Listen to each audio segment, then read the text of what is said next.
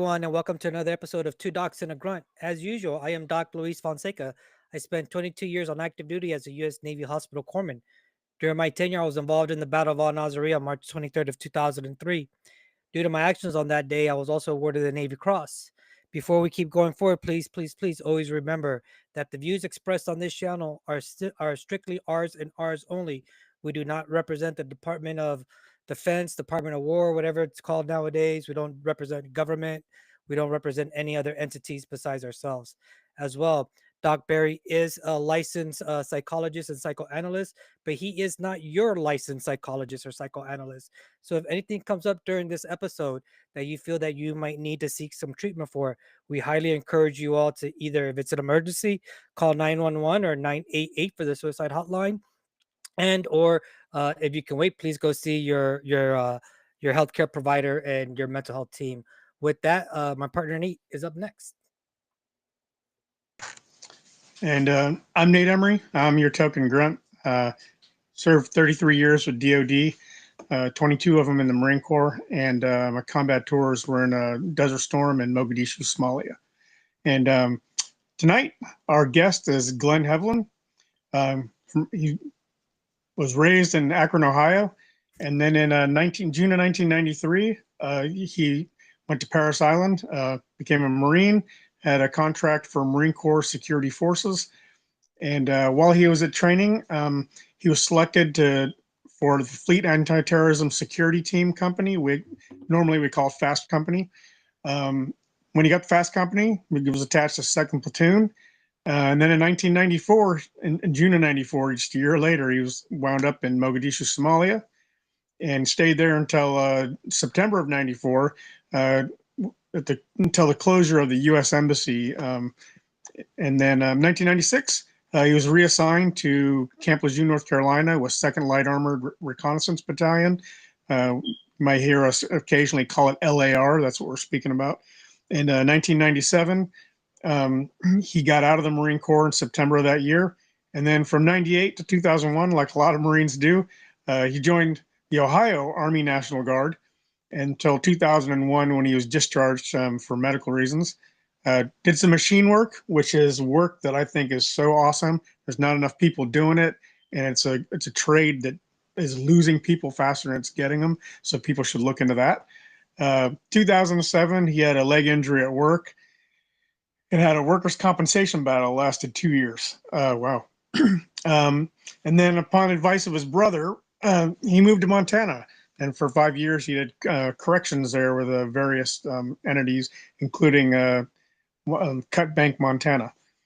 And then he moved back to South Carolina with his new wife, and where he is currently now with the South Carolina Department of Corrections. And next, Doc Barry is going to introduce himself and tell us how we got Glenn onto the show. Yeah, folks, my name is Andrew Barry, also known as Doc Barry. I'm a psychologist and psychoanalyst. I specialize in working with veterans and first responders battling with PTSD and related mental health issues. I'm in private practice in Niskayuna, New York.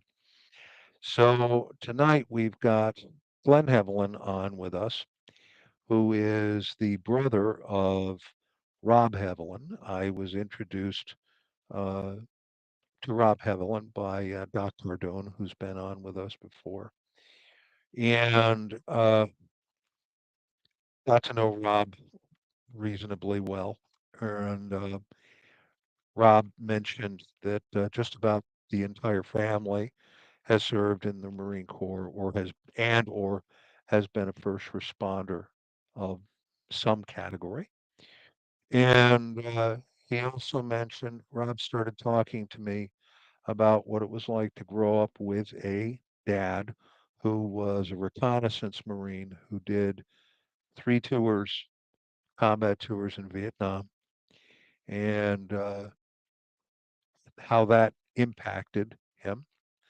Um, Recently, I had a chance to speak with Glenn and Rob's dad on the phone a few months before he died, and hopefully, I brought the man a little bit of peace.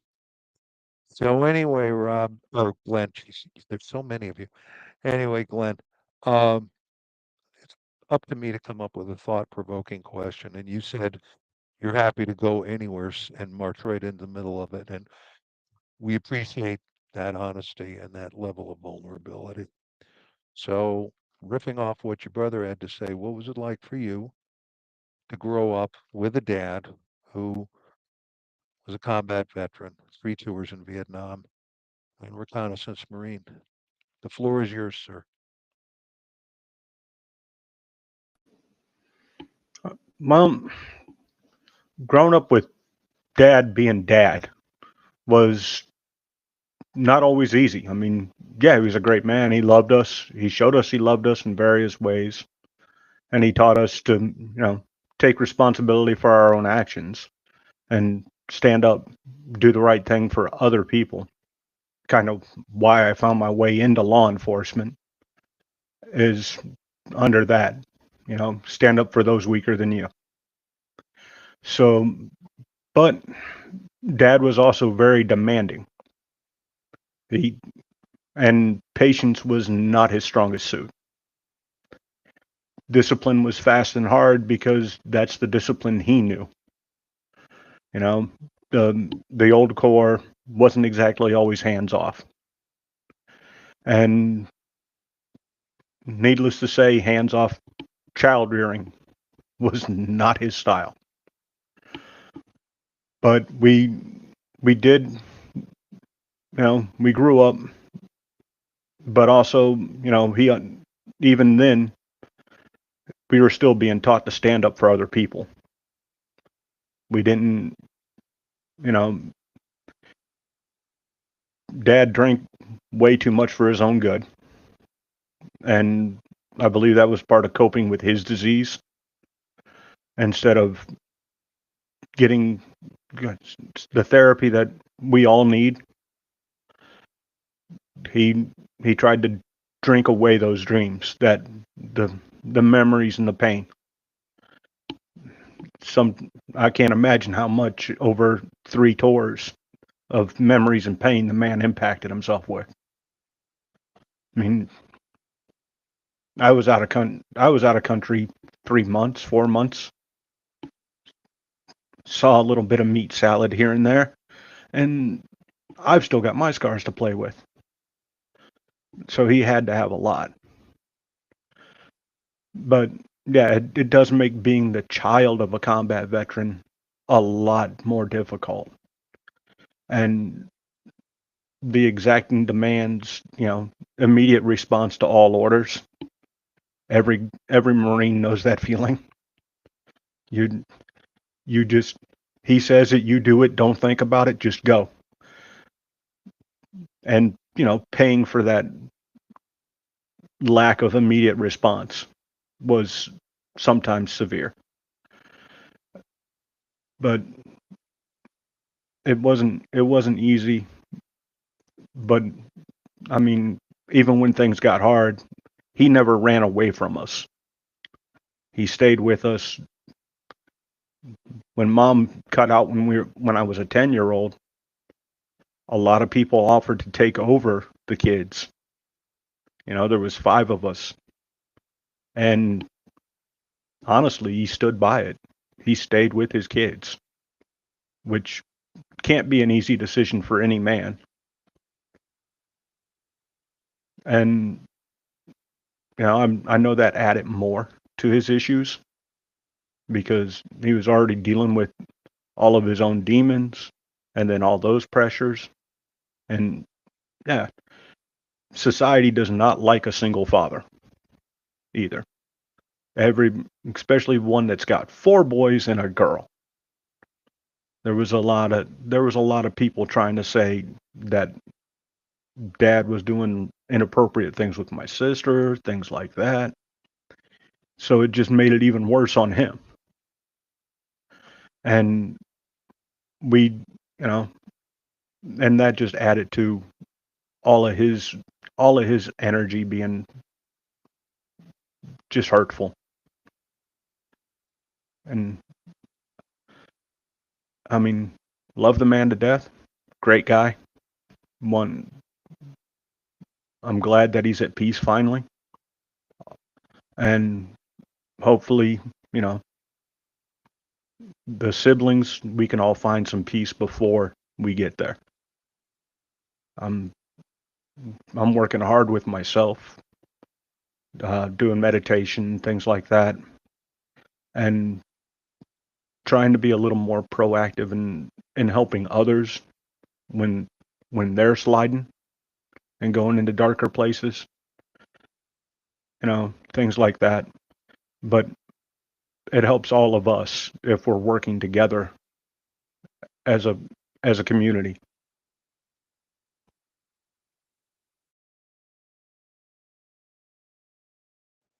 100% agree with you on it takes all of us as a community to work together to provide a healthier uh, world around us, right?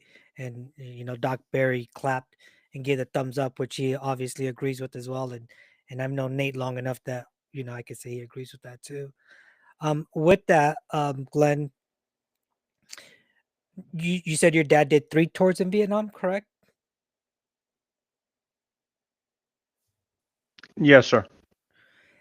And with those hardships that he faced in Vietnam, and then came home, and as you said, he was fighting his own demons, and unfortunately that spills over into his children, right? What made you decide to kind of follow in his footsteps and end up going into the Marine Corps?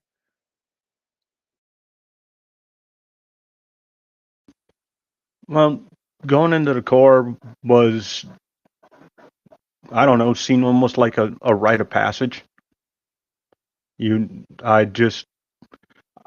I knew that I was strong enough to take on what I saw as the greatest challenge, because outside of any other basic out there, you can't get harder than Marine boot camp.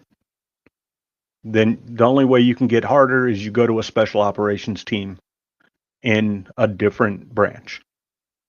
So I chose the strongest challenge just to prove to myself that I was good enough. I was strong enough.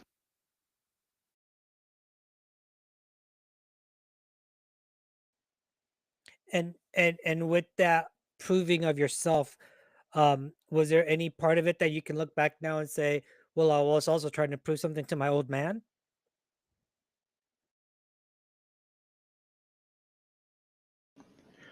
That's a good question. I had family members tell me that I don't have anything to prove, and I don't have to prove anything to my dad.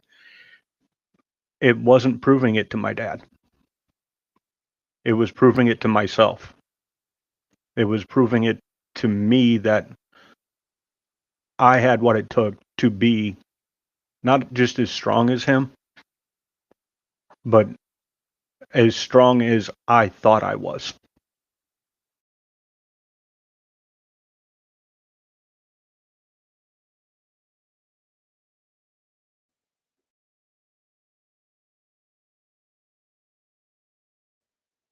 For what it's worth, Glenn, on Facebook, I saw your dad's boot camp picture, and oh boy, the fruit does not fall far from the tree, man. You guys are like carbon copies of each other. It was astonishing. That's all I was gonna say. I have the privilege of looking quite a bit like my father, except for he had better hair.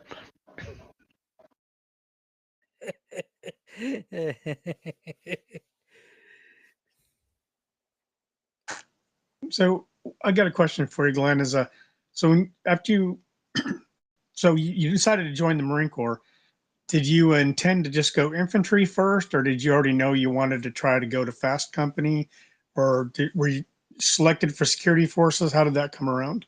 And what MOS were you at a school of infantry?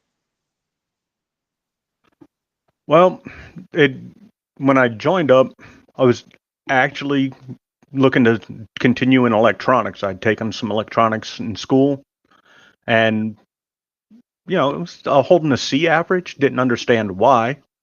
Know the math, everything else. Then got to MEPS and DQ'd out because I have poor color vision.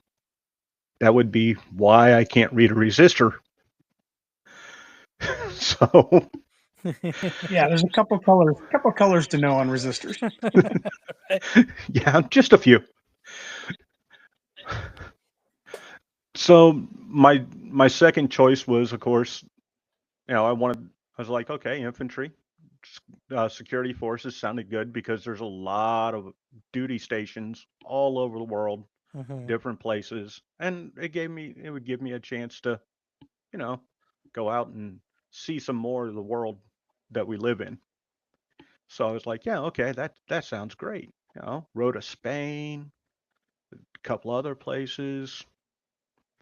I didn't really know about Fast Company until after I'd gotten in, and Rob actually was like, "You should go for this. You should try. You should try to go for this level." And they're not really a tier 1. They were more like a tier 2. You know, not.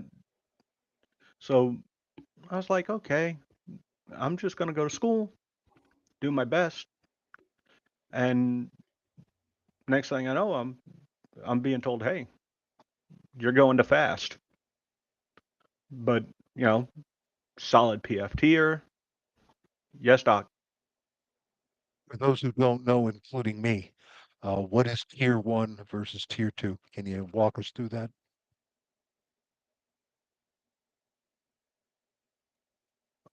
Okay, so basically, tier 1 operators are like your SEALs, Marine MARSOC, Raiders, um, Delta. Those guys are all your tier 1 operators.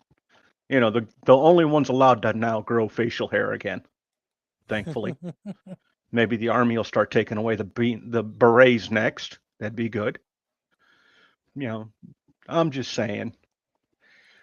Kind of weird when they're all wearing berets. But, so you got, Rangers are like a tier 2 level because they're a step above standard infantry. You know, they they go out, they do more, and where Fast is more tier 2, it's more because of the type of missions we used to get assigned and we still get assigned, and the equipment that we're allowed to use we bring to the mission. Standard When I was in a standard Fast platoon, you know, one platoon, we had the firepower of an entire company of Marines. You name it, we had it with us, and that was basically used in defensive roles for things. Not too long after I hit Fast, they started taking away our hostage rescue role and started phasing that out and gave that over to Force Recon. And Fast became more just, embassy protection in combat areas, HVTs, high value target protection, uh, weapons assets, nuclear weapons assets. When standard security is not enough, you bring in guys that are more apt to shoot people.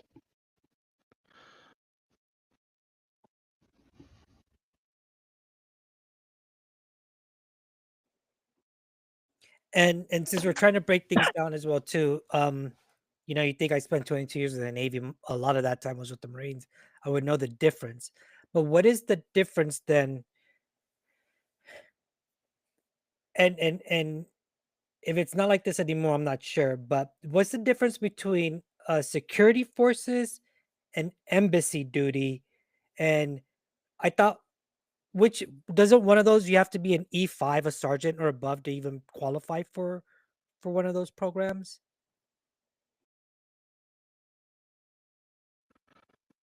Embassy duty is your ranked gateway. For embassy duty, where you're just that pretty guy wearing dress blues. You're not really carrying combat arms. You're not really armed for a defensive mission. Most embassy guards aren't carrying ammo. It's not a live fire event for them. For security forces, most of the time, your standard security forces guy, he's going to be pretty much reinforcing Navy nuclear weapons stockpile. If you try to get near anything in the way of a Navy nuclear cache, you are going to run into security forces Marines. Reactors on ships, nuclear weapons on ships, they're not guarded by the Navy. They're guarded by security forces. You know, when it's time to save the ship, Marines get out of their way. When it's time to save the bombs, the Navy gets out of our way. Got it. Also, correct me if I'm wrong, Glenn, but with security forces, everybody's got to be infantry, correct? As opposed to MSG, where you can come from any MOS. You are correct. It is infantry specific because of what's called for by security forces. It's a defensive role.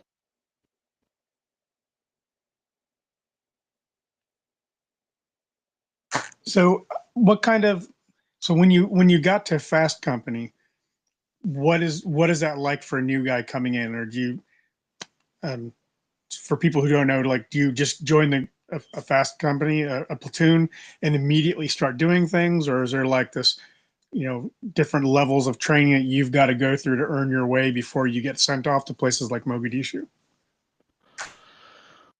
Well, yeah, it was pretty much just straight into unit training when I got there. We were already on the ramp up cycle, and most of the time with Fast, it's going to be your weapons familiarization and training. I was an infantry mortarman by MOS. I hit Fast Company. They were like, "We're deploying to Somalia in a few months. We don't really need a mortarman. Time to learn a new toy." And I learned every machine gun that the Marine Corps had and became proficient, very, very proficient. Was put up by Fast Company for a secondary MOS, or my second primary, I should say, of 0331. So I was going to wind up a 3141 with machine guns and mortars, dual primary. That got turned down. They apparently 2 primary infantry MOSs in your first 2 years is a bad thing. So I wound up learning room entry and hostage rescue techniques, things like that. On the fly, it was a quick ramp for 6 months, a hard pace, not a lot of time off. And we pushed to get everything ready so that when we dropped, we hit the tarmac to get on that C-141, everybody was ready and good to go. We managed to pass our eval with flying colors. Didn't know that, our evaluator was going to be our platoon sergeant. But yeah, good old Gunny Fowler, great man. He was absolutely the best gunny I had in the Corps. And yeah, we wound up splitting them open during our eval, our readiness evaluation. He wound up getting his head split open. Promised we were going to pay, and we didn't know how until he told us he was our new platoon sergeant.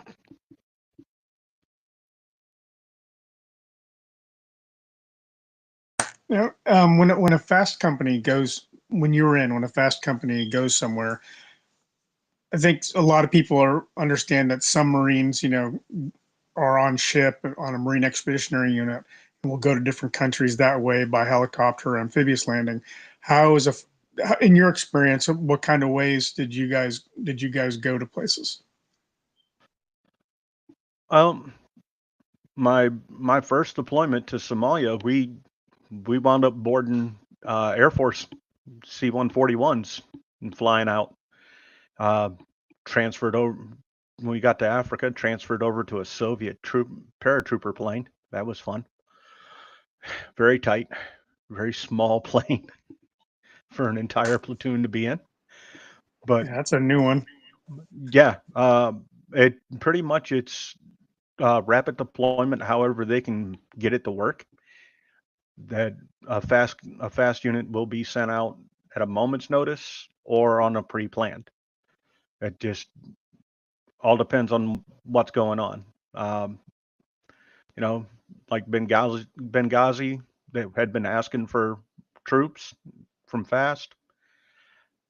As soon as the State Department said go, and DOD gave the arrangements, wouldn't have mattered how we got there. We just would have left. That's kind of how it works for a fast company. I mean, I deployed out on the USS Austin under fast as well. And if anybody know what an LDP looks like, the old Gator freighter. Man, I don't think I've ever heard. Yes, it's one of the small Gator freighters from like almost World War II. Wait, LPD or LDP? Might have been LDP. Dyslexia is a thing. I was on LPDs. LPD. Yeah, okay. I got you. Now I understand the pain. Yeah. Yeah. We just get orders. You are going to go from your barracks to this boat. Get on this boat, and we'll see you when when it's time to come back. That one's still. I pulled my archive, and that one's still blacked out. So when you you got to Mogadishu in '94, June of '94, and to remind other people who are watching this however many years later or now, so October of '93 was the biggest event that most people know of Somalia, or the only event they know of Somalia, with the army, a little bit Air Force, and a couple of Navy SEALs that were in Black Hawk Down. That was in October of '93. When you got there in June of '94, what was the American footprint there? I mean, did you land at an air base, at Mogadishu Airport with lots of support there, or were there a lot fewer Americans, or was it mostly UN forces? What did that look like?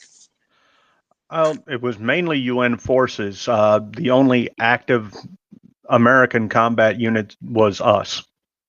53-man team to secure the embassy, protect our ambassador wherever he went, and that was our job. We protected him solely. That was it. Him and the embassy. And no matter what happened, they had to come home alive. So did you guys go to, was it the old embassy that was the one that had been there quite a while, or were you guys at a new site? I was there early, '92, early '93. And as far as I know, we didn't have an ambassador at that point, or we didn't have one in country. So what kind of a place were you guys? Were you at the built up, location, the old embassy that we had all built up, or was it another place? It was the old embassy, the White House, and right on the edge of the UN compound. Yeah. I remember that. And yeah, that was an interesting structure. And it was good. It was a good structure. I mean, you couldn't ask for a better wall. I always thought it was odd how close they had that large compound, the outer embassy compound, and how the White House building was so close to the front left of the entrance of the entire compound. Yeah, that at the point of most likely contact, the UN's like, this is where you belong. So Now, in that situation, sorry to cut you off, Nate, but in that situation, are you falling under UN or do you still fall? I'm not knowledgeable on how y'all's orders are executed, or do y'all fall under a Marine Corps command, or how does that work?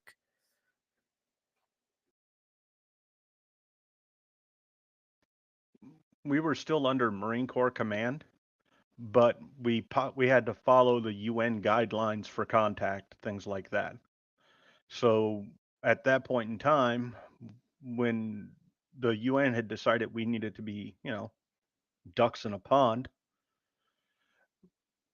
that's the rules of engagement we had. They got first crack, and then we got to fight back.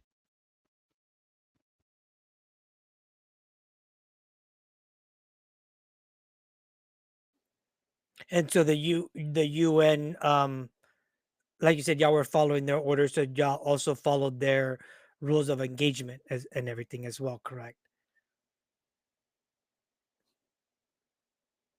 Yes, sir. We followed their rules of engagement. A matter of fact, the embassy was under constant video surveillance Oh while we were wow, there by the UN. wow.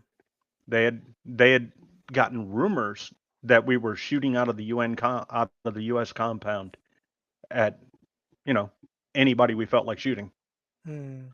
and nothing like that had been done the entire time any fast unit was there. You know, got to be professional, stay on the mission, and but the UN just didn't really trust us that we were Yeah. going to be good boys and girls. A bunch of Marines. They don't trust a bunch of Marines to not cause a ruckus. So if you could go back to that, uh, Glenn, what was it like knowing that you're going into Mogadishu, uh, after an event like Black Hawk Down happened after October happened? What was that like? For me, it was intense. I'm very, very intense. I mean, my my dad was like, pretty much, I know where you're going. I know what you're doing. Rob, I know where you're going. I know what you're doing. And they started mentally preparing me. And of course, I carried a few gifts with me that they said, hey, you can take these along with you.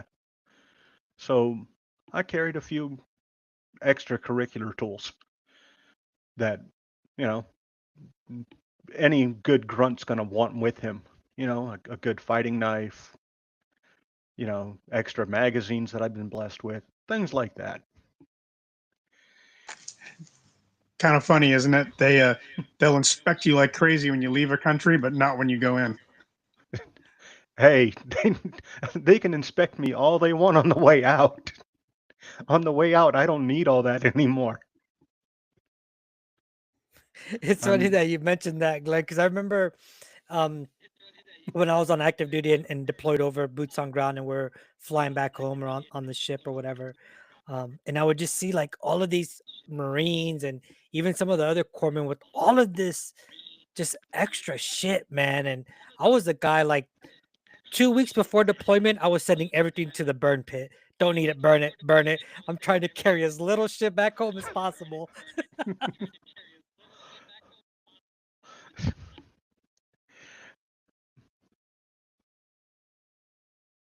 What's up, Doc? So Well, anyway, sometimes the concept of rules of engagement comes up when we have guests on. And from what I've heard about in my consulting room as well as in my private life from you guys and guys like you who've chosen to tell me as much as you can, it seems to me that rules of engagement add a completely different level of stress on top of, I'll use the term, straight combat. Um, and to that end, in theory, according to rules of engagement, your best friend can be shot right next to you. and you can't shoot back until you get orders to do so. And that must be like on beyond zebra. Just whatever thoughts you might have. Go ahead.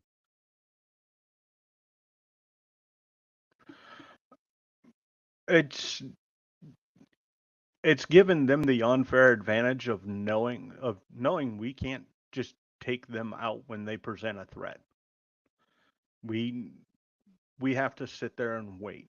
I mean, we had a guy with a scoped rifle. I don't I don't know if Nate remembers the mosque that was right outside the compound wall, but our clear zone wasn't even 300 meters. Our clear zone was like 50 before you hit that mosque, and we couldn't do anything about it. It's a mosque. It's a religious building. But no, had a guy come up there, scoped rifle, sitting there, and he's just eyeballing all of our posts, looking up at the eagle's nest, and you know, yeah, we know he's there, but we can't do anything about him. He's he gets the first shot. The term that comes to mind with those kinds of situations, um, sitting ducks. Yeah, something that a lot of people don't know or understand is that the rules of engagement are set by the combatant commander. So like SOCOM is a combatant command, CENTCOM, um, there's Pacific Command, European Command, African Command, um, and so that person isn't always a Marine. So you might have an Air Force combatant commander determining the rules of engagement for everybody in the theater, and you never know if on the little end, you never know if the rules of engagement that you've been told are the same as the ones set by the combatant commander. So imagine the phone game, and maybe everybody along the line who's in charge is a little bit more gun shy or weary of Marines or whoever, um, causing an international incident. And so people begin putting their own restrictions on them as they get further and further down the line, and that's where you get stupid rules of engagement, like in Beirut, the Marines had to have their magazines with tape over them, and then that had to be in their butt pack, not in their weapon. And then bad things start happening, and then they start to loosen it as they start to see how bad it is. But I've never run across rules of engagement that didn't allow you to fire back if fired upon. But I don't know what. But I also don't know how it works when you're a Marine going in country and the operation technically is over. You're falling under the UN. So what kind of rules of engagement did you guys have there, Glenn? It was the basic, you know, you got when America first went in, the Marines landed. It was an open rule of engagement. Anything with a gun went down. By the time we landed, it was they're all allowed to have guns again, and we had to wait for them to shoot first. Or if they tried to penetrate the convoy, things like that, we were clear. We were clear to engage. And anything that threatened the life of the ambassador or the ambassador's team, we were clear to engage on that. Um, Other than that, like if you're dumb enough to be in the way of a bunch of armored Humvees, our brakes only worked when we enter and exit the compound. Rest of the time, no, get your goat out the road, because no, we weren't stopping for nobody once we're moving. And we just, we had simple rules, but it was all rules strictly to protect the ambassador, his people, the CIA that was attached to the area. Those guys all were, they fell under our umbrella. It's talking about rules of engagement right now, and the frustration that it could bring, right? Because our war fighters, our combatants, might feel that their hands are tied sometimes. You explaining, Glenn and Nate, how it was like when we first went into Mogadishu or Somalia, and it was kind of like, hey, if they have weapons on them, they're bad men, bad guys, right? Kind of an open rules of engagement, if you want to call it that way. And then it got stricter, right, as time went on. Reminded me exactly of how Iraq and Afghanistan was. When I went into Iraq in '03, very much so was that way. If they're military age men with weapons, we are considering them a combatant, and it's um, don't want to say open season, right? Like it's deer hunting season, but hey, we're gonna eliminate the threat. As it progressed, we had a lot of those other rules of engagement, like, hey, guess what? These are farmers, especially in Afghanistan. These are farmers and herders that in this country, they're allowed to have weapons to protect their livestock, protect their livelihood, right? So we had to take that into account. One thing until right now that I never kind of uh, played in my head. And I heard a lot of people, we've had plenty of guests that talk about rules of engagement. Like I said, that frustration that can come with it. I never experienced that. And I think because I was always a corpsman, my job, like I didn't give a shit who was firing at me or not firing at me. My focus was on, do I have Marines that are hurt or not? Or other service members when I played around with other service units, right? So it's really interesting to me to hear two gentlemen that have been through situations where rules of engagement was really, I guess, on your forefront, right? Because that allowed you to execute whatever you needed to execute to make sure the greater of us came home. Where for my thought process in those situations is always making sure my Marines or soldiers or sailors, whoever I was with, right, were okay and not hurt. So I find that interesting how two perspectives, right, on the battlefield, depending on what your job is on that battlefield, could either lend to the frustration of rules of engagement or not. So I don't know, it's just a thought.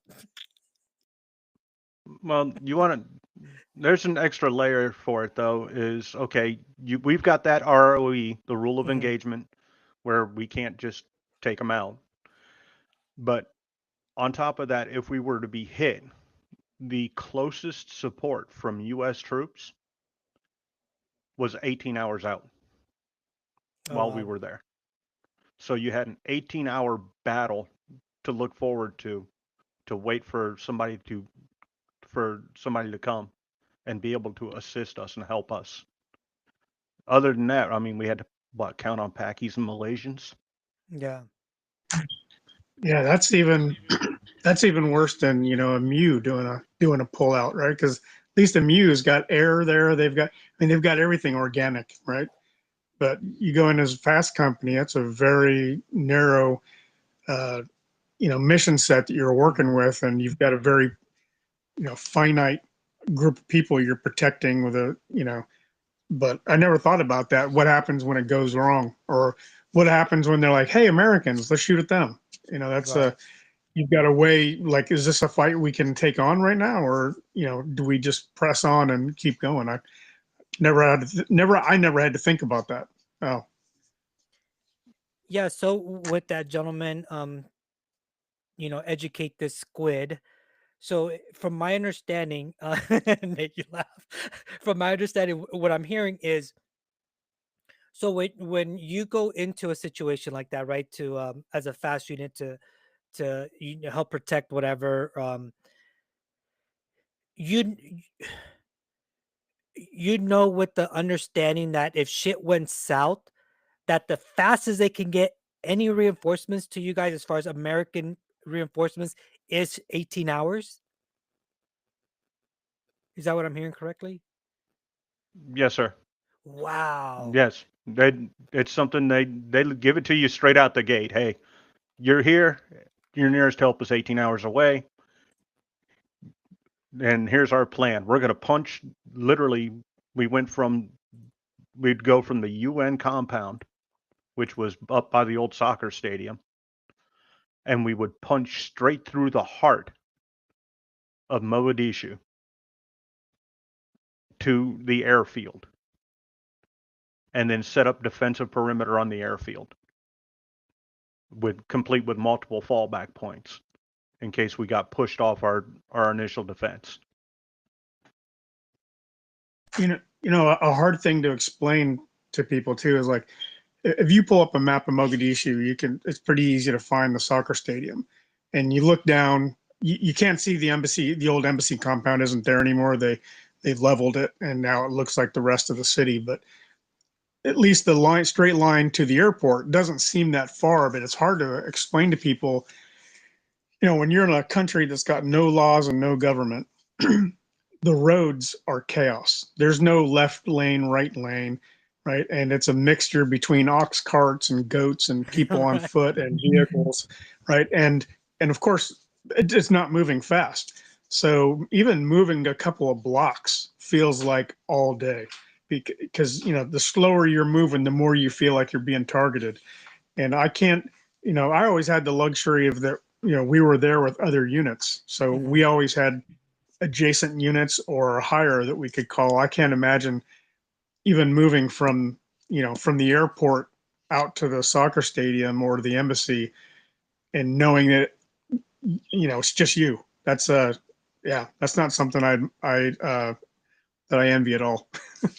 I would either. The good thing is, by that time, we had them the Marine Corps already had them brainwashed. We flew the Stars and Stripes and the Marine Corps flag on our vehicles, which was pretty much their, you know, the fuck around and find out colors were flying around. Yeah, you guys flew it more as a deterrent, I would assume, right? You know, Yes, sir. Very much a deterrent, not a please try this. yeah, I had the opportunity last month at a prayer breakfast. Jeff Strucker was there, so most people that would know him from Black Hawk Down. He was the vehicle commander that had to go to make their way out to the crash site and then back, and then had to go back out again. And in talking to him, because he got there in May of '93, and you know, I told him, I was like, yeah, everybody knows exactly what you guys did, but they don't know what the Marine Corps did before and after you. And so I introduced myself as, yeah, we're the guys that messed it up for you before you got there and had them all pissed off.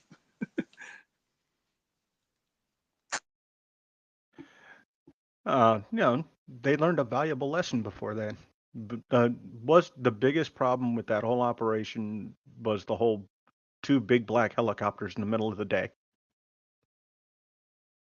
Yeah, that and I always thought that the general that was in charge got off easy. The fact that they didn't have any maps that's I mean, that's just unacceptable. When we didn't have up to date maps, so we got aerial photography, and then you make your own maps, right? You find something known on the ground, you measure it, you make your own scale, and then you start using that. The fact that they didn't have any maps and had no idea really where they were going, that's nuts. And you know, by that time they'd got there in May of '93, I believe, was the first Army units. After, so it was Operation. There was Unisom 1 was before the Marine Corps got there in '92, and then it was Operation Restore Hope, and then after that was Unisom 2, which was when the Army was there, and then after that became Operation Continue Hope, I believe it was, or it might have been synonymous with Unisom 2, but completely forgot why I was going there. Well, Oh, they'd been there. They'd been there quite a few months. They'd been there from May to October. There was no reason why they shouldn't have had maps by then. Yeah. What were you going to say, Glenn? That's completely a command choice at that point, honestly. I mean, we got there and we had our intel guy was updating everything for us constantly. Anytime something would change, a bird fart and Sergeant Tobacco would be writing it down as to what grid he farted in.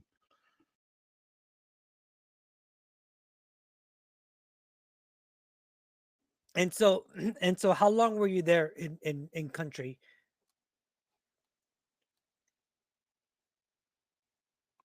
Right about 4 months. Uh, Okay. I was only there for like 4 months, and you know, the first time I ever saw a suicide. Oh, wow. From a fellow Marine Uh, brother? and Paki. Oh no, no, it was a Paki. Mm. Pakistani was on post, and we'd watch technical roll past with a 105 recoilless rifle across the back of the whole top of the Jeep, right? And just rifle from one end to the other, and 4 AK bearing Somalis come past the Paki post, and it was right across from the gate, the main gate, the opening gate for the UN compound. You know that they had that one big road that ran right across, and you had that a hotel that went up, and they had a outpost right out there. And this technical comes by, and the two Pakistani soldiers were dove. They took cover because the Somalis were known for lighting up the Pakistanis. The standard UN forces, the Somalians had no fear of them at all. I mean, none. And I guess this guy he lived in such constant fear, and it got to him finally that when him and his buddy stood up, his partner goes and looks out the outpost, and he's yelling back to somebody else, and this guy just takes his G3, rotates it up, and put it underneath his chin. And you know, sometimes you get to see it in slow motion, but it, yeah, he just put a 7.62 round where it don't belong. How do you think that affected you?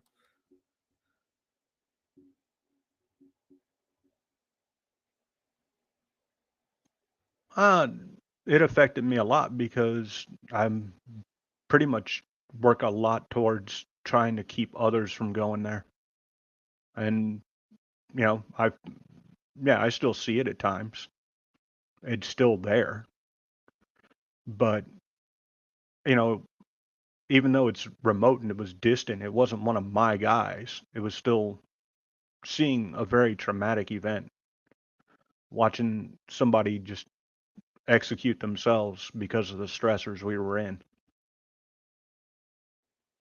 Absolutely. And did you have a did you have any type of relationship with that Pakistani soldier, or just you just knew that he was a Pakistani soldier that was there working as well?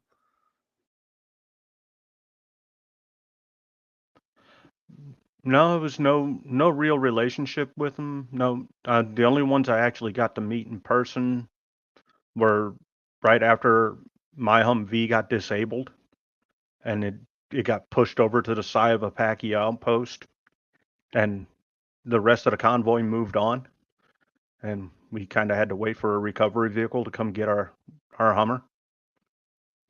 Yeah, we were in the middle of Mogadishu at the time. Yeah, Gotcha. ambassadors, the driver on the ambassador's vehicle late braked, and I'll tell you what, you want tough? The ambassador Suburban was tough because it ate the back end of our armored Humvee. Um, so and I ask those questions just to, to show that humanity is humanity, right? And it doesn't matter, you know, where we come from, what skin color we are, um, how much of a relationship we might have with another person. When you see someone end their life that way, um, definitely it's going to impact you. It's going to affect you in ways unimaginable. And I'm looking forward to continuing on with this podcast, because I want to get to know how that first event, like you said, it affected you because you work now today to help prevent people from ending their life that way. But yeah, it's just like I said, I just wanted to ask those questions just to show that humanity's humanity, and it was a very impactful moment for you, even though you didn't directly know that gentleman, right? But you were there when he ended his life in such a horrific way. So yeah. So with that, you came back from Mogadishu. You said you were there about 4 months, and you came back home to where?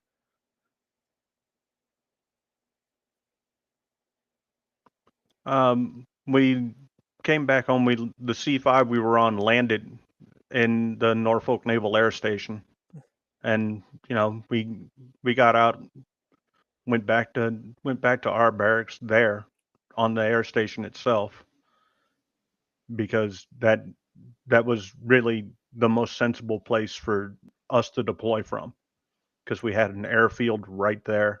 We've got ships right there. You know, for us, being a rapid deployment, it makes it really, really more convenient for us to be Right. right on top of that. Is this the Marine Security forces there that is there's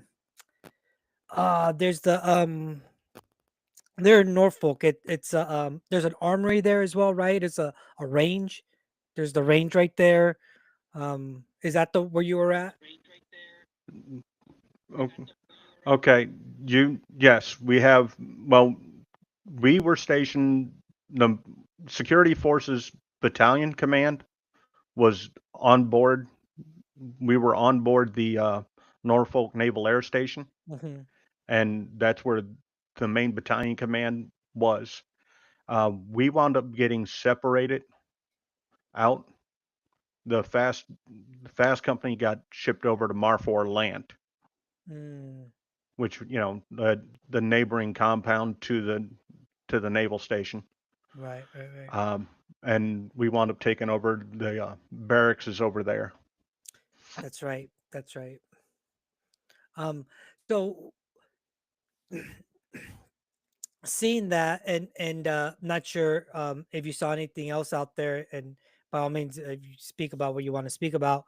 But I mean, we still don't do a good job now of it. But back then, did you guys have any type of debrief or anything like that? Any decompression time? Um, anything like that?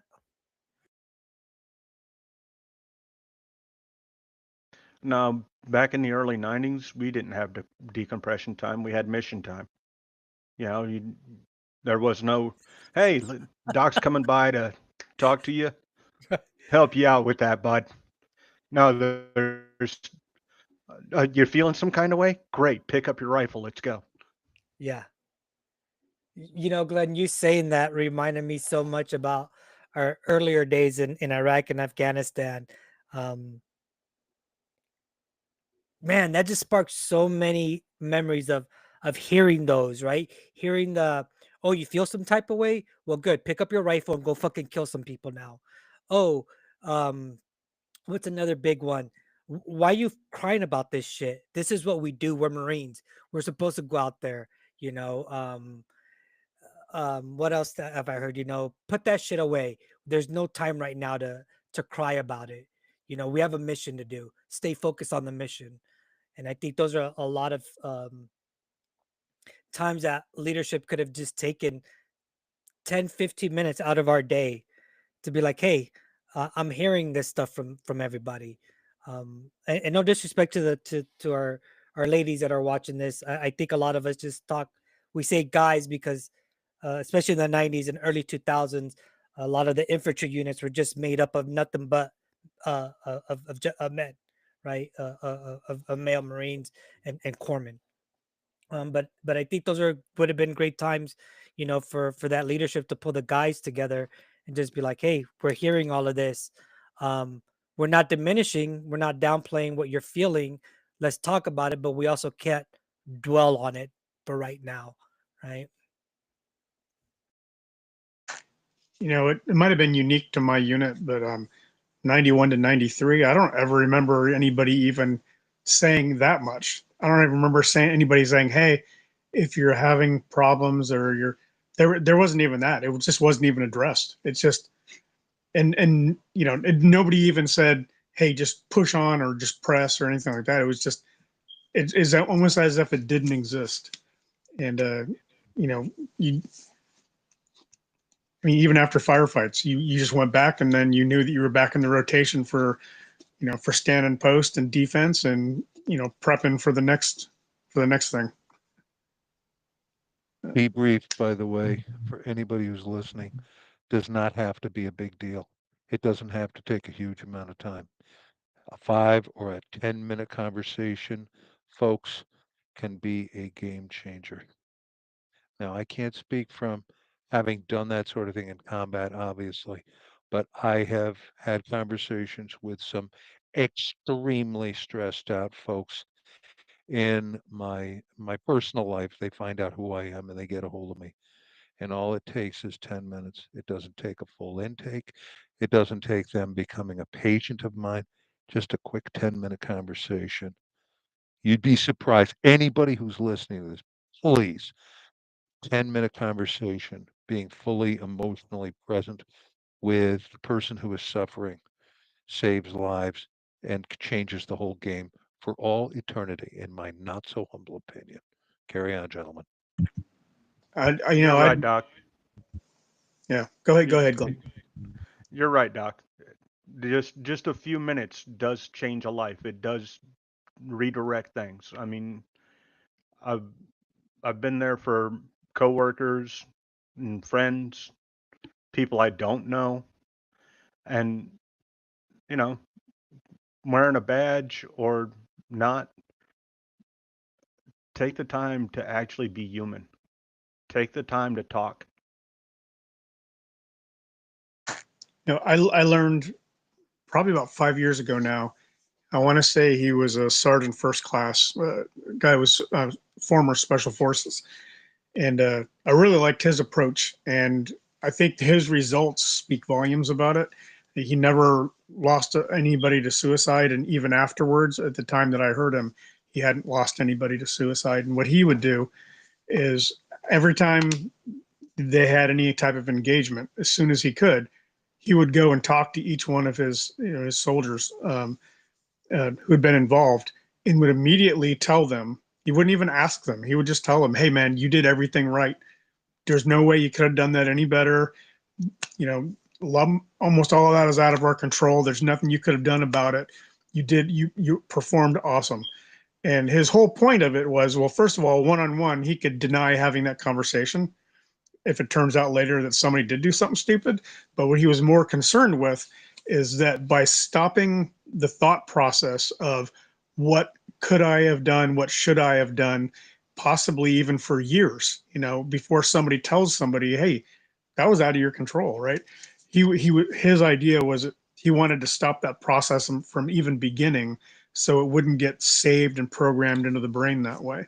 And I try to share that with anytime I meet young people in the military. Like, I give them that advice because I think that would have been helpful for a lot of people. 100%.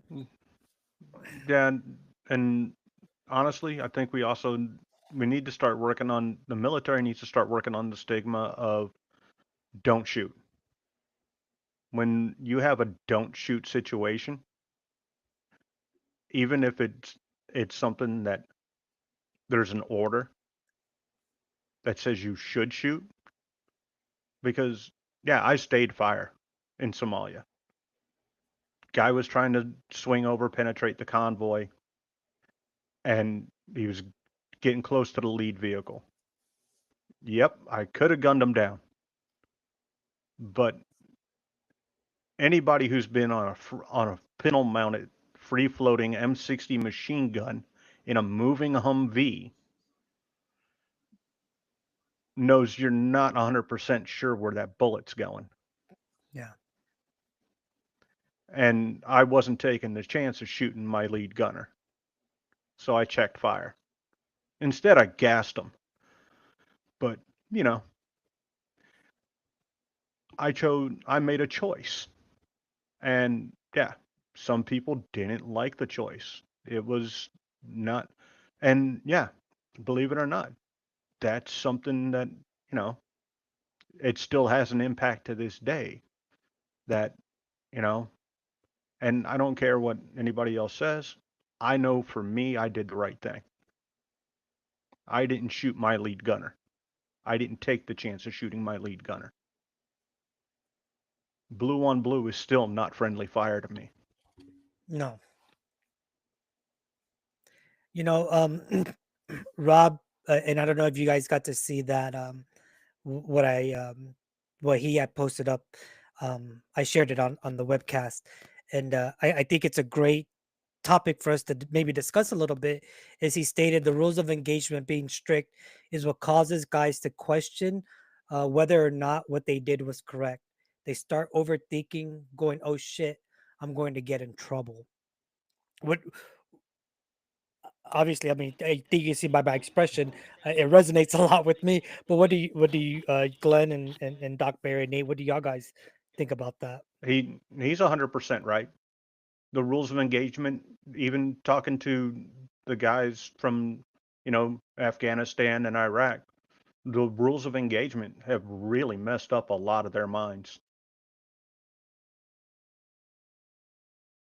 Yeah, it's a big enough problem that, so when I went to the basic school, 2002, 2003, they went out of their way to get one of the platoon commanders from Joint Task Force 160. That was when we had people down in Haiti, and they had I can't remember if he was a platoon commander. I think he was a platoon commander at the time, and he would talk us through what he did. And the way he was able to keep his Marines alive all the time was he made sure that they knew that no matter what he did or whatever they did, he would back them in their choice because they were the ones that were there that had to make the decision to split at that split second. And if anybody remembers the story about the Marines that shot up the police station in Haiti, that was this platoon commander. And when the whole world wanted to light him up, um, the commandant of the Marine Corps backed him up.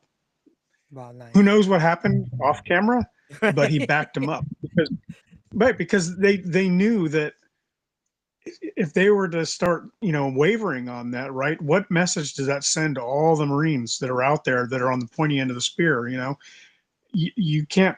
The last thing you want them doing is hesitating at the most important moment, not only because you don't want them to kill the wrong person, but you can get Marines killed that way by not shooting when you should have, and it's I don't know what it's like for the fast companies because you guys are so much smaller, especially at the platoon level, but in battalion infantry size, and I don't know if you ran into this too, Luis, but you have a lot of downtime in between the vigorous time, right? And one of the things that you'd always do is you walk through scenarios for how you would apply the rules of engagement, and leave it to the lance corporals to always come up with this one way of like, yeah, but what if this happens and this? They always got the what if, and it's a situation that really isn't clear, right? And you're like, can I shoot them or not? Or and then when it gets down to that level, that's when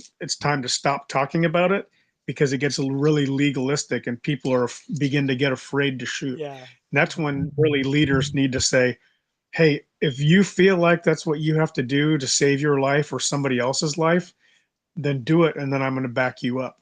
Right. I think that's one of the most important things they can do. Doc Barry, what's up, brother? Do you have a question, Yeah. Doc Barry? For what it's worth, Glenn, I believe it's your nephew, Rob Hevelin Jr. He is in the studio audience and he's chiming in all over the place. He was on with us before and it was a great experience. Hello, Robert the Younger. Glad to have you with us tonight. That's the first thing. And the second thing is, this is an idea, by the way, I've shared with Nate and Luis before. We've all heard the saying, embrace the suck. And on the surface, it's funny, and on the surface, it's easy to understand. We're all hot, sweaty, disgusting, dirty, covered with piss, shit, and all equally miserable. There's no special cases here. That's easy to figure out. But sometimes shit sticks with me for years, and like it's speaking with me, and I don't have voices in my head. I don't care what you've heard. No, I'm kidding. But what the embrace of stuff really means on the deepest of levels is you can do everything the right way. You can follow all the rules to a T. You can have a straight A average. You can have the highest numbers. You can dot every I, cross every T, cover every base, and still get fucked. And just my opinion, that is something we need to not only prepare our troops to deal with, especially the combat guys, but also our children. It's a lesson that needs to start very, very early. Mhm. Because when the first cut is always the deepest. Um, the first time it happens, it hurts the most and it's the most memorable. We got to warn our people, our kids, our troops, etc., that very well may happen out there and that it's just the way it is. Yeah. Uh, Look, honestly, we need to start getting our children stronger than what we've been letting them be. They're they're not ready for the reality of the world around them. And that's a bad thing because every time you turn around, another thing's going bad. Another one's shooting somebody, another one's doing this, another one's doing that. Mhm. Back to the basics of teaching kids to love life, respect life. We need that.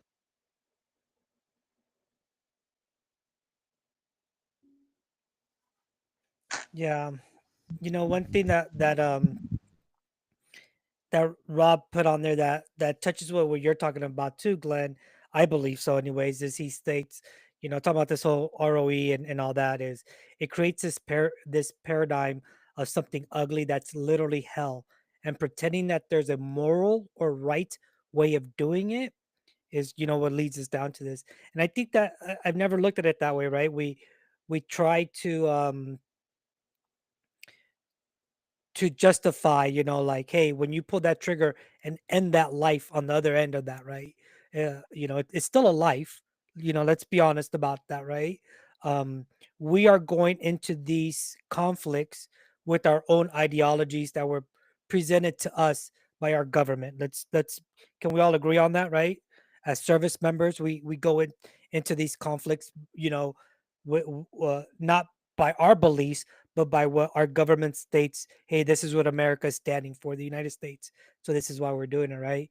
But at the end of the day, that is another life that is going to be taken away if you're put into that situation. And I do think, what Rob said is us trying to put it in a very pretty way, right? Trying to morally justify what we're doing. I personally believe that it could put service members into that turmoil where they're constantly fighting that internal fight within each other, always questioning, was that a moral or a justified killing of a person, right? Um, and I think that could weigh heavy on a lot of young servicemen, especially ones like you said, Glenn. It is what it is. I do believe this, right? And unfortunately, our kids are raised by us, right? So it's kind of like, who do we put the blame on? Do we put the blame on the parents or the kids, or y- you know? But yeah, we're a lot of very not so resilient men and women end up joining the service nowadays, and I think that's also caused a lot of, like what you were saying too, Glenn, right? A lot of these situations. So anyhow, I'm just rambling, you guys. No, you're right. This, it all, everything, the mental toughness that we need for those situations and to be moving forward after them comes from, you know, our upbringing, but also the support we get post those situations. You know, we need to have the strength to put ourselves there and then then we need that strength to help deal with it after. And we need to teach everybody that's younger, hey, this is the value of life. This is why we do these things. This is not Call of Duty. It's not Battlefield 6, y'all. People get smoked. It happens. Things go bad. And you deal with the repercussions. It doesn't even have to be your buddy. It doesn't have to be your friend. You don't even have to know them. When I watched the two Packies get blown up with an RPG, it still affected me. They were still people. Yeah. You know, Yeah, Glenn brought something up that reminded me. One of the problems, one of the mistakes people make when they think about how other people should conduct warfare. Yes, we don't want people out there committing war crimes and killing indiscriminately, targeting people who are not combatants and stuff like that. But most of the time, they don't even realize they're making a category error. They're thinking of what they know of society, right? So United States, first world country, and then they don't understand that these other places that we send our country's young people to, those people in those countries are not always, they're rarely ever in the same category as us, right? So people are like, oh, well, they're this and that, they're people too. I'm like, no, you're making assumptions about, yes, the vast majority of the people in those other countries just want to live their lives. They don't want anything to do with it. But the category error you're making is those people are not relevant. They're not relevant to what the warfighters have to deal with when they're over there. And when you have people who get professionally trained with all combat arms people, or anybody who works directly with combat arms people, they don't understand that those people they're living their life always learning and honing their trade on how best to kill the enemy, the most people, in the most efficient and effective way possible. And it sounds really simple, but it's actually very intense and elaborate on how you work through all those layers. But you're really you're putting America's young in a position where they're premeditating how they're going to kill people, and to have other people put these value judgments on it, and think that what they're doing is wrong or that they should fight back, or resist. I'm like, those people just.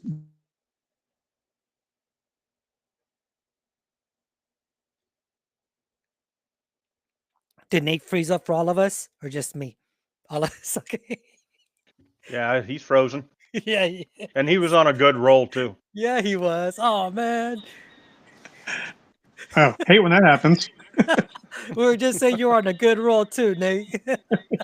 It's people they don't understand that it's hard enough doing that kind of a job.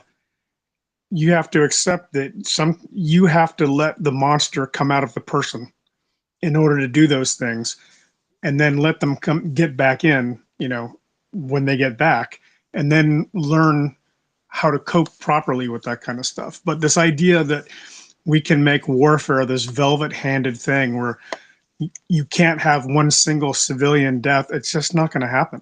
It's just, there's too many variables that are at play and too many things that are out of everybody else's control, let alone things that just happen on accident.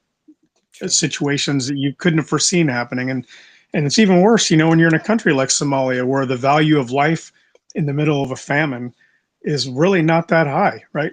The idea of somebody grabbing the nearest person next to them and using them as a shield is not a moral decision. It's not the same world we live in, and people don't understand that. And people should just be thankful that their kids weren't drafted into having to do that kind of thing. But it's man, I could go on a rant and quote some Jack Nicholson line, right, about standing on the fence, but you guys get it. Standing on the wall. Look, the honest truth is, most Americans are not ready to see the truth of the countries that aren't America.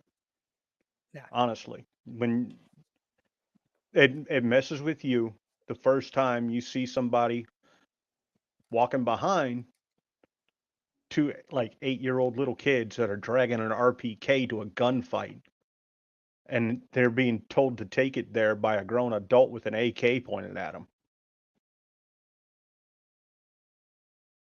Yeah, 100%. All these you see a lot of documentaries on it, right? But like these children soldiers that like you said, man, those are 8, 10, 12-year-old, you know, little boys. They're still boys, right? They're not even teenagers yet. They're not, you know, like you said, they're getting a gun pointed to their head, or a gun pointed at their family and told, well, if you don't go out there and do this, then we'll just kill your whole family. So it's it's sad. Um, now, you know, you said taking care of the afterwards, the after effect, the aftermath. You came home from that after 4 months. How much longer did you stay in the Marine Corps before you discharged and then ended up joining the National Guard? I was still in another 3 years. Okay. Um, that that it was about 95. I found out I have a problem with the 4th of July and New Year's. Mm. I I can't go near that. And did you deploy uh from after Mogadishu? Did you deploy again before you got discharged from the Marine Corps? Uh, yeah, I deployed. I deployed once again with FAST Okay, to undisclosed location, understood. and it was a nice little cruise. Took a boat ride. Then went to then again when I got to LAR, we had just a couple of little excursions, but you know they were more like training ops, just down to the Caribbean, so that the Navy could shoot with Mm. they could practice air TOTs, time on targets, with supporting gunfire. So we my unit was seen as the best on Lejeune for TOTs, for time on targets. When we got tasked, they loaded us up on again the USS Austin and sent us back into the Caribbean one more time. Now, were those for the Unitas when you went down to the Caribbean, or different? Um, the the first one was a different situation, and like I said, it's still kind of Yeah, black undisclosed. marks on the. Understood. So there's and if it's still black marked in the record book now, I can't talk that much about it. Right. But yeah, it, you know, it did have the ship's name uncovered, so I can say, yeah, both times I was on boat, I was on the USS Austin, and yeah, canvas rack, old school, freaking infantry hauler. Yeah, it was bad. First time I ever learned I could knock myself out with a steam pipe, and one MC went off. I don't have seasickness, so I took the top rack, and the one MC went off for the first time in my life. So what's the first thing? Sat bolt upright Right. with no clearance.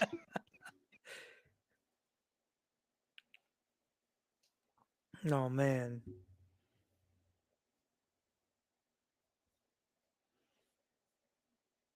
So then you and I don't want to rush anything, but I just want to get to a little further down your story. So then, you discharged from the Marine Corps, ended up joining the Guard, and now you're in corrections, correct? Uh, well, I'm in corrections now. It's my second time being in corrections. Um, I went I got into corrections in Montana. From there, I went to the county detention center and did 2 years of detention work, and then wound up doing 2 years as a street cop for the city of Cutbank, Montana. Oh wow. How So, which one for you was a little bit more tougher, the correctional work or the street cop work? I'd gotta say street cop. And is I'm that is that, and I don't mean to put words in your mouth, but is that because of like the unperceived threats that can be out there at all times? no. Actually, I'm okay with all the threats. The Marine Corps made sure I was okay with being under threat, but it was more about um, things like having to do the the child recoveries with DSS, um, drug the drug use that led to those things like Yeah. that. Those were hurtful events. Those because I know what it's like when DSS is showing up at your house, Right. even as a kid. That's traumatic. And and then there was times when it was good. I mean, I I got to play a key role in stopping the abuse of some children that were in foster care, Hmm. but it still hurt to see, a kid's spiral fractured arm, Yeah. and then having people want to not work with you to protect these children because they've got a stigma about your agency. Look, I'm not my agency, I'm me. I'm here to help this kid. Yeah, mommy may be going to jail, but the kid doesn't deserve to have a spiral fractured arm. Right. Nor did his sister need to look like somebody turned her into a Christmas turkey that they were checking for doneness with a fork. The kid had stab wounds all up and down her arm. You know, those things. And I got to see some terrible things, but in a combat theater, when you get back here and you realize we're not as civilized as we think we are, Right. that's that's probably a little bit more so. Wow. And What happens to kids is often what brings law enforcement into my practice. It's the thing that breaks them.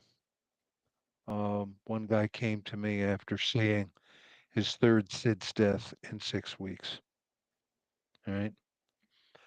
And another guy with an absolutely awful expression on his face told me what it was like to go into a disgusting hoarder house, the kind of place where you feel like you need shots inside of 30 seconds of going in. And because of sheer neglect, there was a dead baby on the bed that was basically eaten from the inside out by worms and vermin. And I wasn't there for that call. Thank God I didn't have to be. But one thing I will tell you, I'll never forget the expression on that guy's face as he was telling me that. No human being should ever go through that or see that. And you're absolutely right. The most civilized country in the world, not 100% of the time. No fucking way.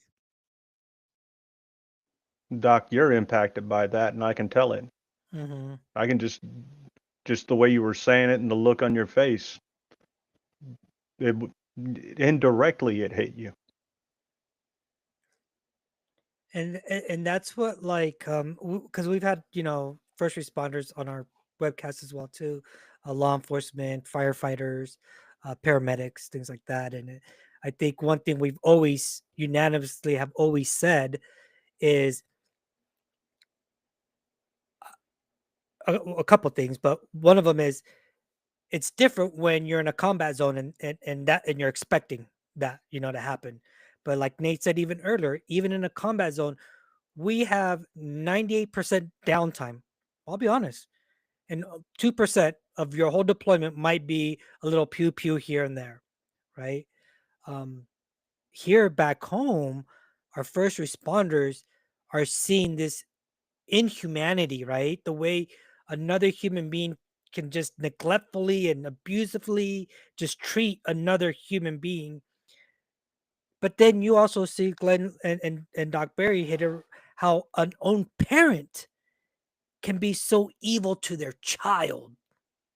And y'all are seeing this almost every day, right? And I can't even begin to imagine the emotional toll, the scars, the strain that puts on a human being. Um, and so now you explaining that to me, Glenn, I can understand how you could say, "Not Doc, like psh, getting fired upon, like whatever, dude, bring it on." You know, I'll go in a gunfight any day of the week before I ever have to walk into a house and have to see a child that has been so abused, right? And then to almost, and Glenn, I don't want to put words in your mouth, but what I heard is sometimes your hands are tied just because of other people's perception of who you are and what agency you're representing. Yeah, and honestly, that's probably one of the most hurtful impacts you can have. I mean, talk about a loss of perspective, man. You're medical personnel.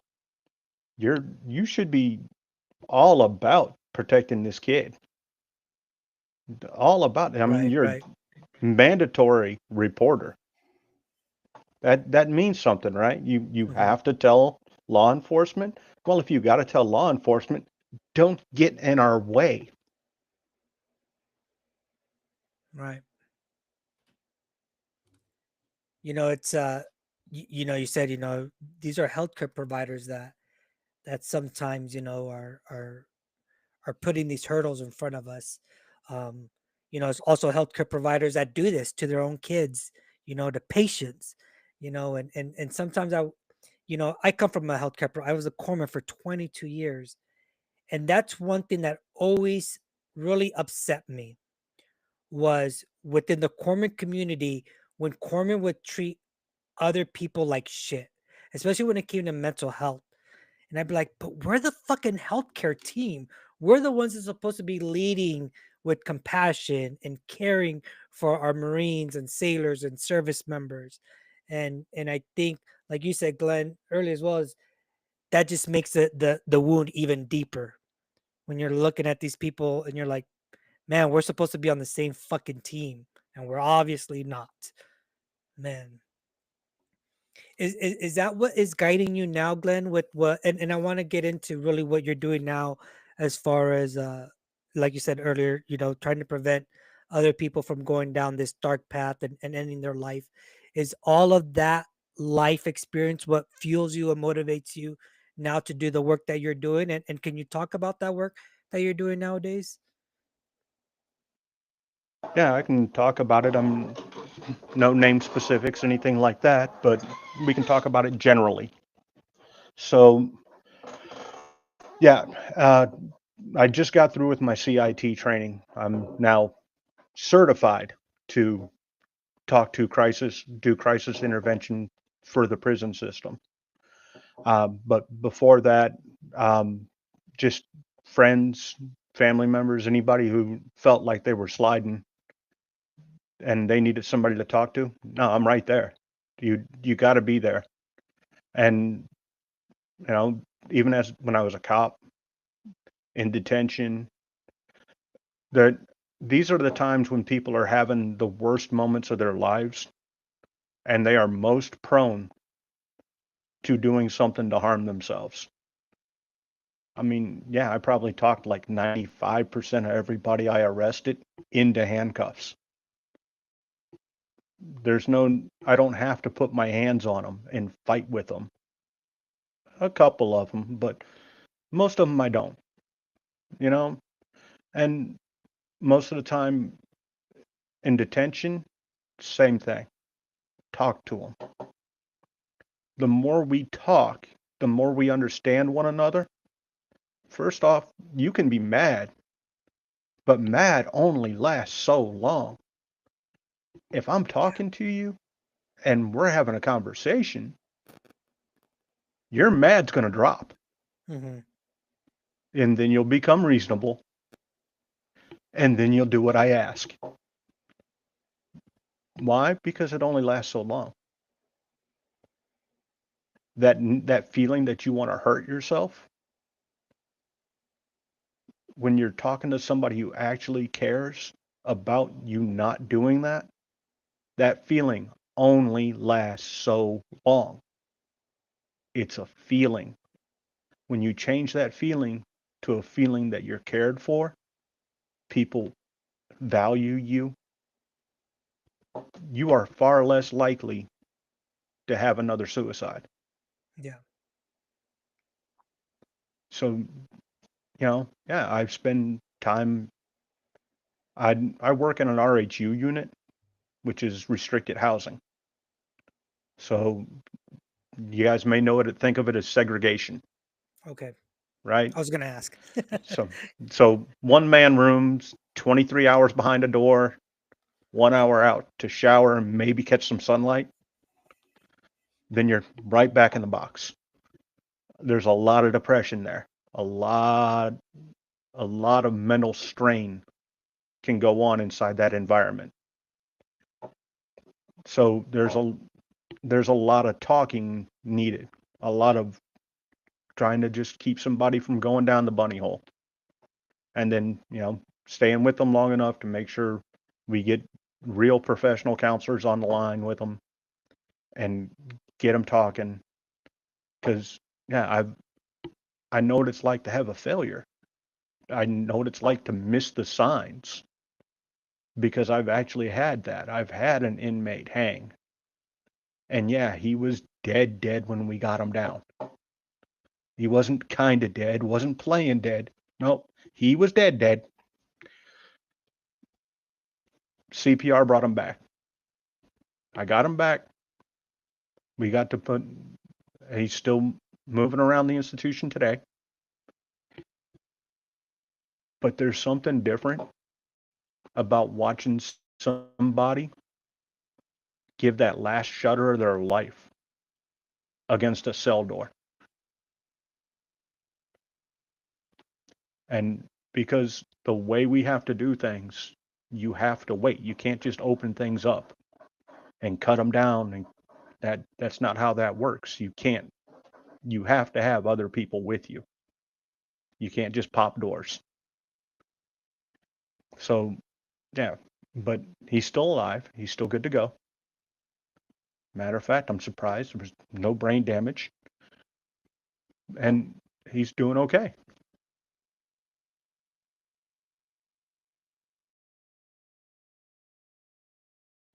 And so it definitely sounds like in your profession now, in corrections and now being a crisis intervention team member, um, it definitely sounds like you hold all life, uh, even behind bars, because that's what your profession, but all life behind bars, even with high regard, right?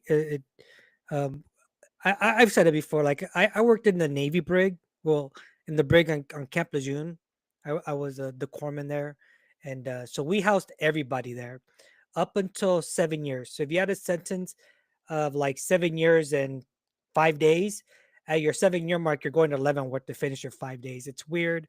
I don't know why they do it that way, but that's how it is. So we had everything from people just, I don't know, bringing weed onto the Marine Corps base and they got busted for it, up to child molesters, people that murdered fellow service members and stuff like that.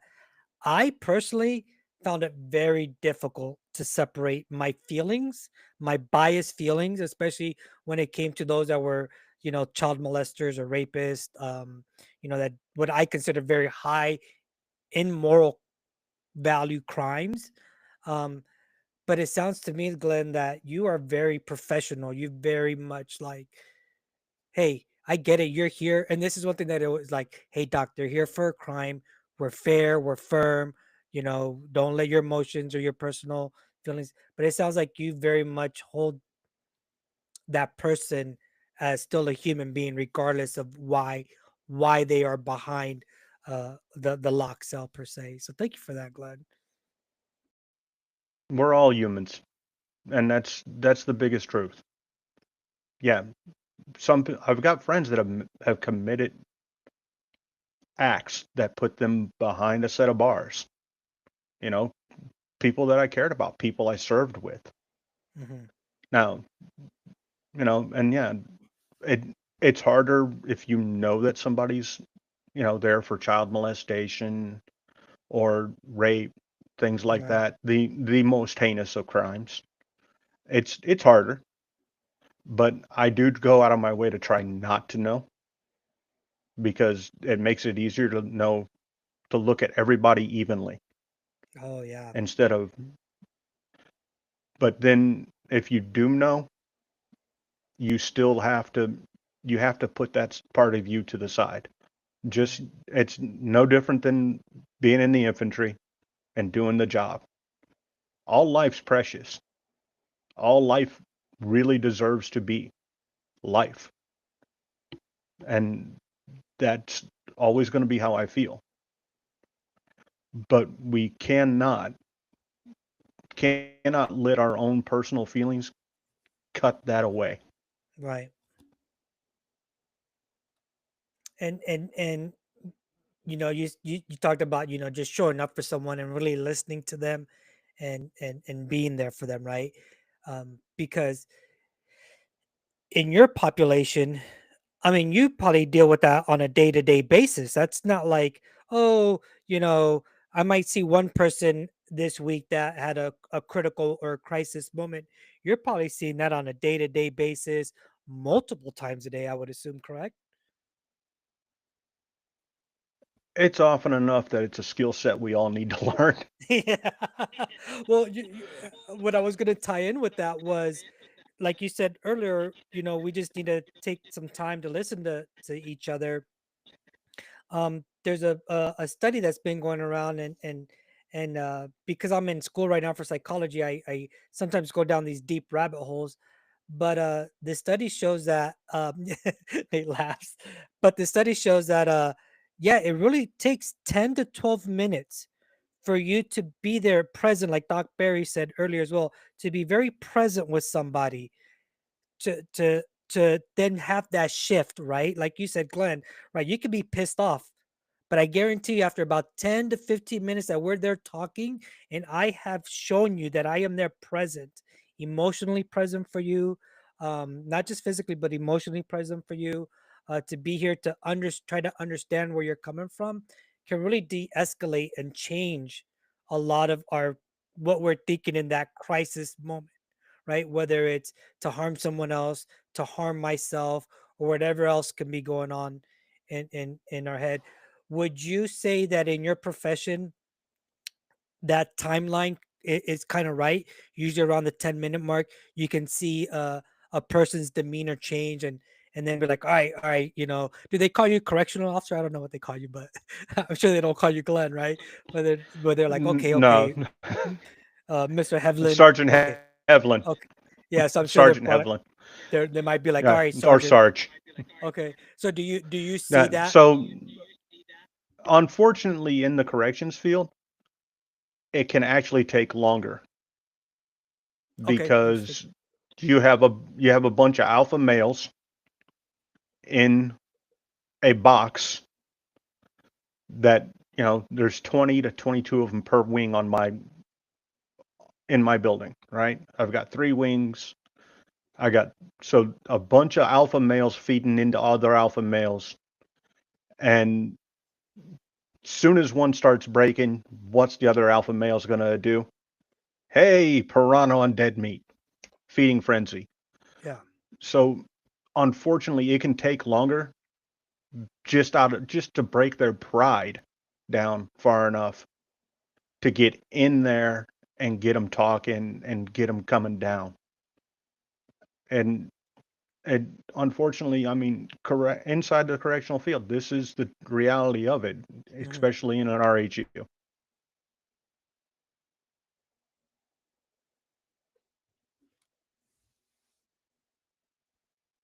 What's up, Doc? Glenn, I don't know if I ever told you, Nate and Louise know this. I started my career as a diagnostician in a state-run Supermax. And one of the CEOs I was privileged to serve with just so happens to be in our studio audience. And he's been on with us before. Former Marine, became a corrections officer, and his name is Van. Hello, Van. Thanks for being with us. And Van, thanks for being a corrections officer, man. It means a lot. yeah. One thing that I shared with him, with Van, I've shared with others too. It seems to me that at the end of the day, a correctional facility is very little more than a poorly run mental hospital.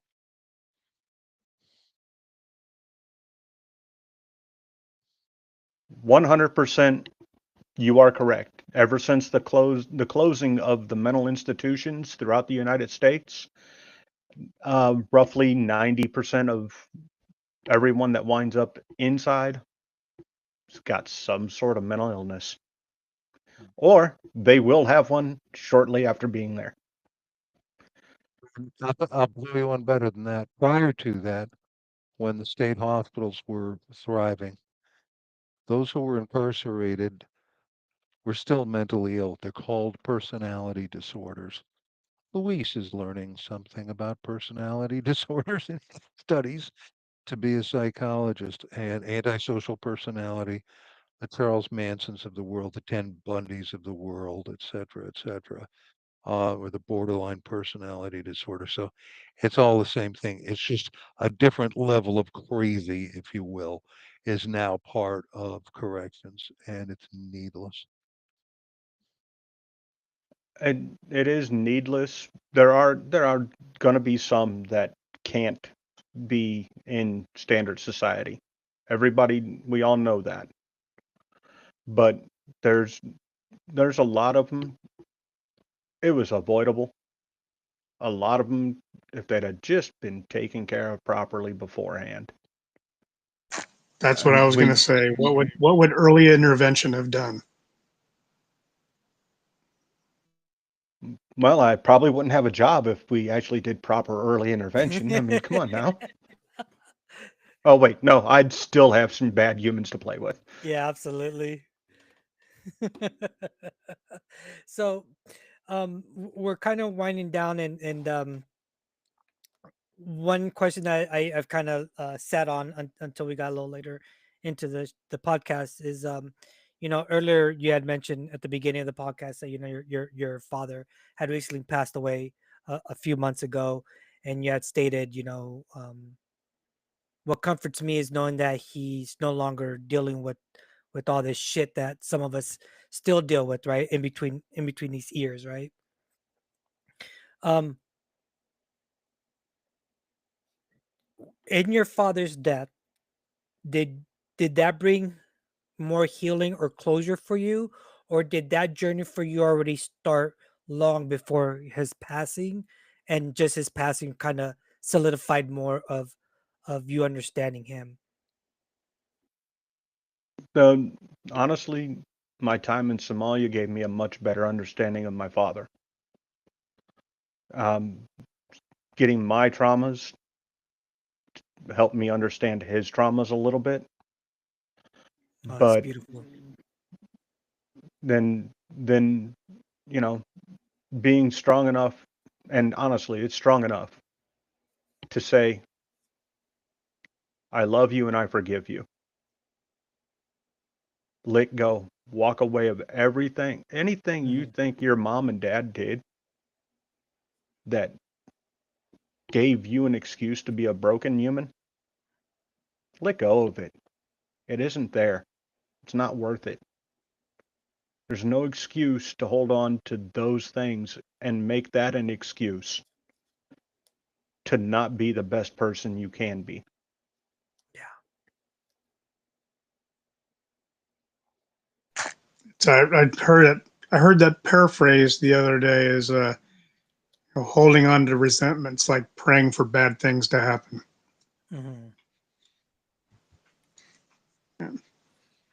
Now, Glenn, did you and your dad ever have a sit down and a talk about any of this stuff, or was it just kind of you? Because that's how it was with me and my dad. This is your story, so I don't want to get into it. But kind of same upbringing. He was a 22-year Army veteran, alcoholic as well.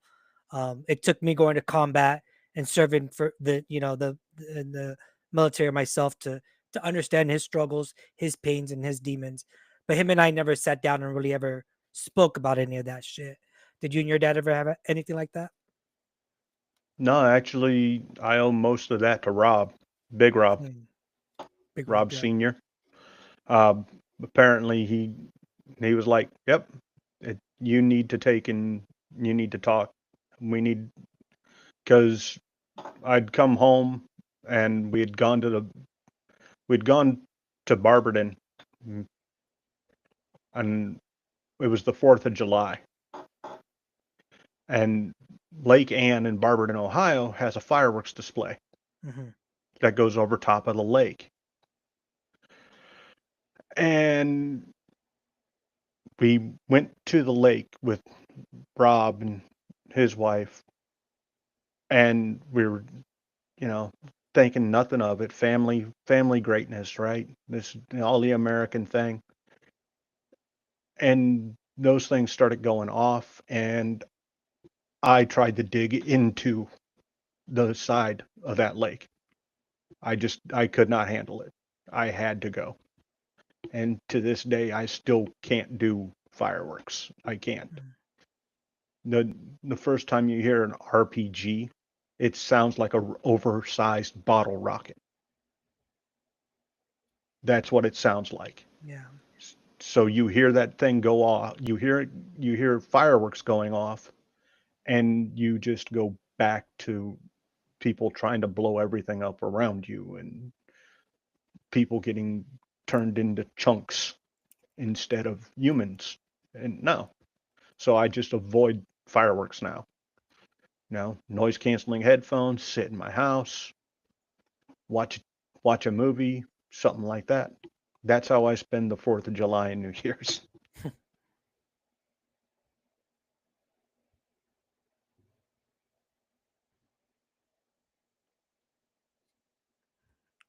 Well, gentlemen, do we have anything else before we got about 5 more minutes left? What's up, Doc Barry? As I say to anybody who experiences startle response to fireworks, backfiring cars, anything like that, you, sir or ma'am, are reacting perfectly normally to an unbelievably abnormal set of circumstances. You're not crazy. You're not weak. You're just in pain. And last thing I'll offer up is thanks for being on with us today, Glenn. Thanks for sharing. Thanks for opening up. Hope you got something out of it, and I hope you consider coming back and seeing us again soon. Oh, more than happy to be here for you guys anytime. And great meeting Nate and Lewis. Doc, you're always amazing, man. Always. Hey, you guys keep doing what you do, man. Keep the fight because that's the only way we get to win against the 22, right? Yeah. Is we keep fighting. Amen. But yeah, Glenn, love to have you back on. Definitely feel like these 2 hours flew by so quick, and I think we missed a good chunk of your life right there too, right?